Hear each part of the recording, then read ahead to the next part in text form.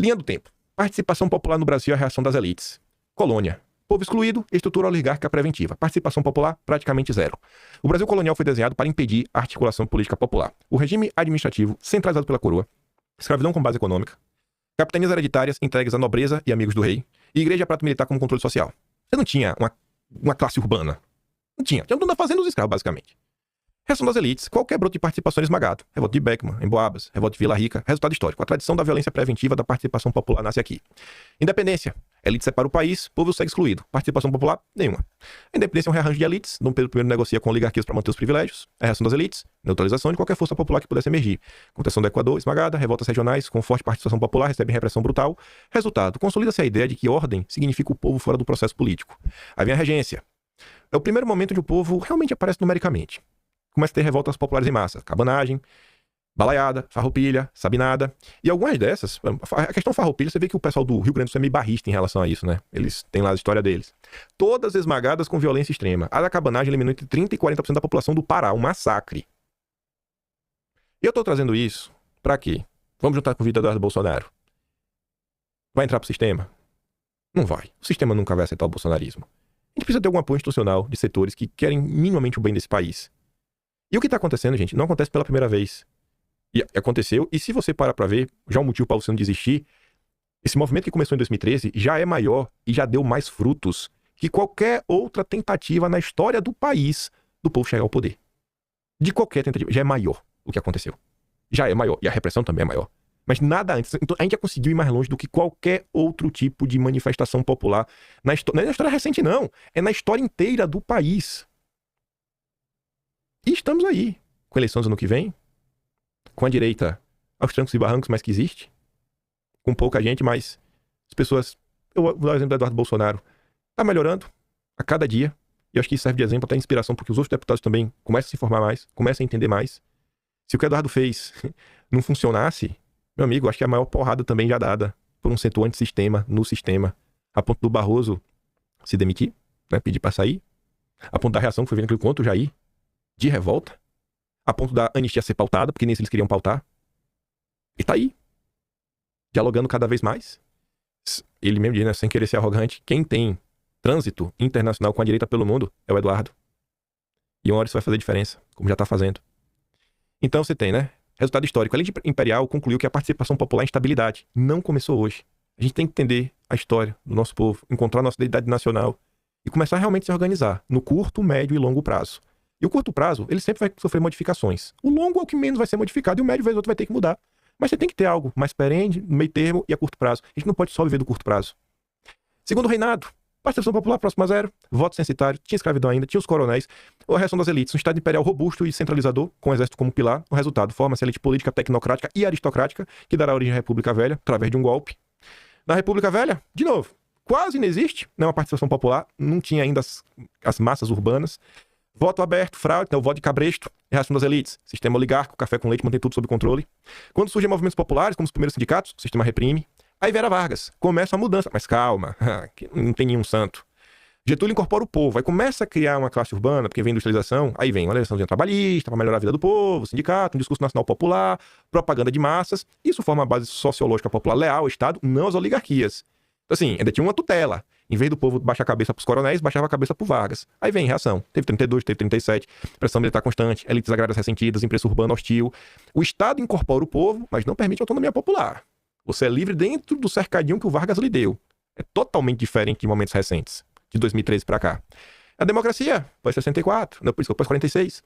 Agora sim, tem um certo poder popular, aí começa a ter Dutra, depois tem o Vargas, volta tem o Jango, tem o Jânio, tem o Jânio Quadros, Jânio e Juscelino.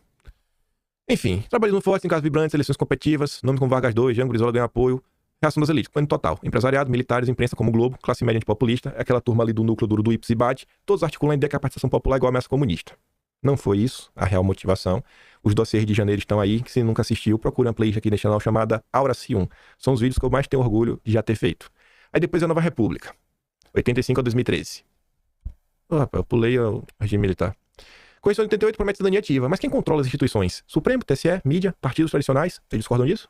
Todos herdados das elites da transição. Vocês discordam disso? Aquelas mesmas famílias que eu adoro falar. O povo participa mais sem incomodar o pacto oligárquico. Reação das elites. Sempre que a participação ameaça romper o pacto, o sistema se reorganiza para conter. Junho de 2013. A maior irrupção popular da história recente. Irrupção. Esse é um divisor de águas. Participação popular, espontânea, sem partido, sem sindicato, sem mediação, sem ONG, sem nada, milhões nas ruas, pânico absoluto. E aí no pós-2013, rearticulação do Supremo como poder político. Discorda? Não sei nem se é político mais, né? Já virou um poder imperial. Recomposição do bloco econômico da mídia com a burocracia. Olha o Banco Master. Criminalização de movimentos autônomos. Fortalecimento do discurso de controle das redes. Tem ou não tem, censurinha? É a fase preparatória para neutralizar fenômenos autônomos como o Bolsonaro. Eleição de Bolsonaro. O ápice da participação popular. God Complex. Ápice da participação popular. Campanha sem dinheiro, sem TV, sem partido tradicional, sem apoio da imprensa, totalmente articulado por redes, espontaneidade e afinidade popular. É o primeiro presidente com base puramente popular e antissistêmica desde Jango e com muito mais potência sociológica. Foi o que eu falei pra vocês, falem o que for, nunca o brasileiro se engajou tanto na história, nunca o Brasil foi tão politizado como na era Bolsonaro. Uma reação sistêmica total, Supremo assume protagonismo político, a imprensa abandona qualquer neutralidade, apoia o golpe, apoia a perseguição, Faria Lima rompe com o governo, empresariado tradicional se fecha, Congresso neutraliza reformas, guerra jurídica e administrativa sem trégua, criminalização do bolsonarismo enquanto identidade política. É a reação mais intensa do sistema desde 64. E me provem que não é.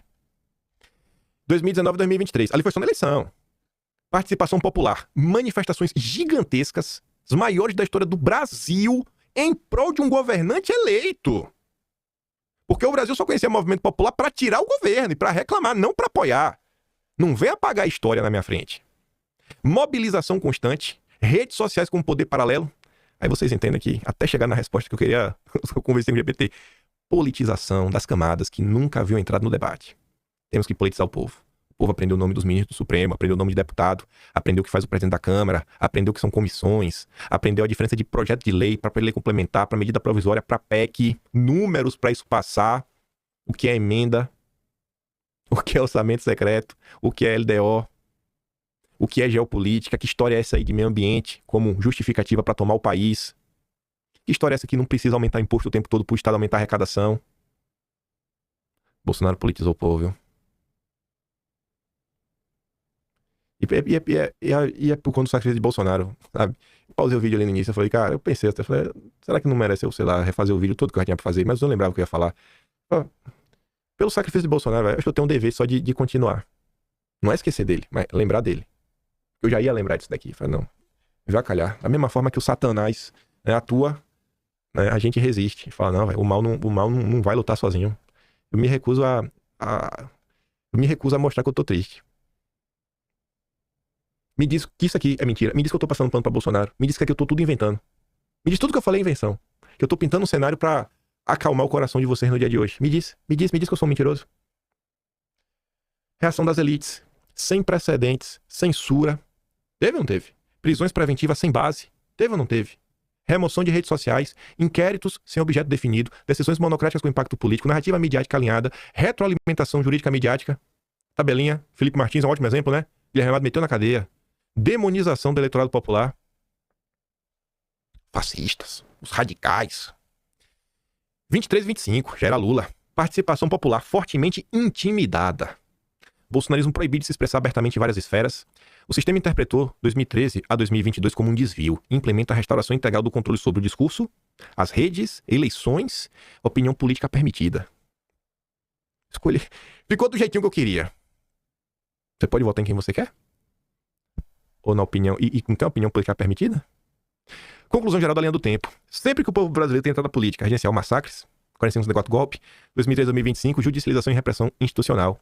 A elite brasileira, política, econômica, midiática e jurídica possui um padrão histórico consistente. Participação popular autônoma é tratada como desordem, perigo e anomalia. Por isso, Bolsonaro não é apenas um presidente. Ele é o maior símbolo moderno de participação popular autônoma. E a reação contra ele faz sentido como continuidade lógica de 200 anos de história brasileira. Aí eu depois começar a entender como fenômeno sociológico, os caminhos, e aí? E a direita? Existe, né? Como enxergar caminhos a serem tomados e tudo mais? Partindo, inclusive, da academia, né? Do consenso acadêmico da ciência política. Aí tá assim, né? A literatura compara 3 caminhos possíveis quando um movimento popular entra em conflito prolongado com as elites institucionais. Tem o primeiro caminho. a cooptação parcial, uma normalização institucional, né? O movimento aceita parte das regras do jogo institucional, tenta moderar o discurso e busca aliança com partidos tradicionais, com Kassab, com Ciro Nogueira, com Balear Rossi, com Michel Temer. Aí cita exemplos: Matteo Salvini e a Liga do Governo Italiano, Alex Tsipras na Grécia, o peronismo moderado pós anos 2000. E o que costuma acontecer? Instituições reduzem a hostilidade, o movimento sobrevive, mas perde parte do fervor popular porque perde identidade. Aí lembra do Liceu, que eu botei ali atrás, que não era à toa? Pô, a gente vai mudar, mas a gente vai continuar sendo de esquerda. A gente vai continuar sendo socialistas. A gente não vai virar centro-direita ou centro-esquerda. A ala radical se revolta e cria dissidências. O sistema político brasileiro, em regra, captura e modera movimentos populares. O bolsonarismo, ao se aproximar de setores liberais ou centristas, sofre imediata reação da base mais militante, né? Que é o que já é observado. Nesse caminho, caminho B, confronto prolongado com o establishment. O movimento mantém a linguagem do sistema, denuncia instituições, resiste ao processo de normalização. Um exemplo? Trump pós-2020, não baixou a cabeça, bateu de frente, tá eleito. Perón na Argentina, nos anos 50 e 70, não conheço essa história.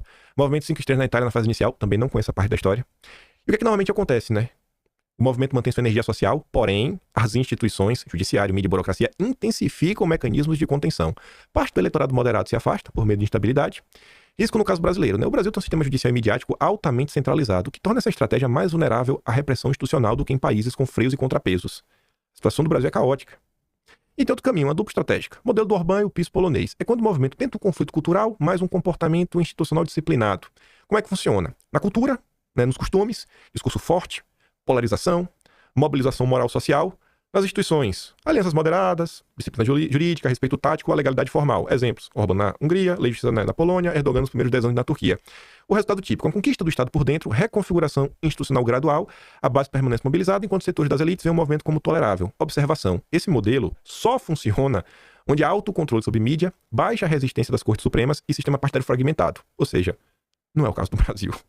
Não é o caso do Brasil. Ou seja, não é o caso do Brasil. Não é o caso do Brasil. Enfim, o problema brasileiro específico, né? Que a direita ainda tem que lidar com a direita liberal, com a Faria Lima. Aqui entra na parte que você perguntou diretamente. O que fazer diante de uma direita liberal, que o bolsonarismo enxerga como parte do sistema? Essa tensão é estrutural, não contingente. Na literatura, a direita liberal representa a elite econômica e institucional. O populismo conservador representa a base moral e cultural do povo. Eles convergem em economia, mas divergem completamente em visão de Estado, moralidade pública e relação com as instituições. Como isso aconteceu em outros países, que já aconteceu. O Tea Party versus establishment republicano, conservadores clássicos versus os trumpistas, o Tories moderados versus o linha dura do Brexit, isso lá no Reino Unido, a direita tradicional francesa com a Le Pen, que está acontecendo agora, a direita tradicional alemã versus o AfD, que está acontecendo agora. Então, esse movimento é igual Trump, né? É um movimento natural que aconteceu em outros países. Está chegando no ponto que eu acho que não adianta essa insistência, não precisa ser inimigo, mas não tem coisas que não juntam, que nem água e óleo.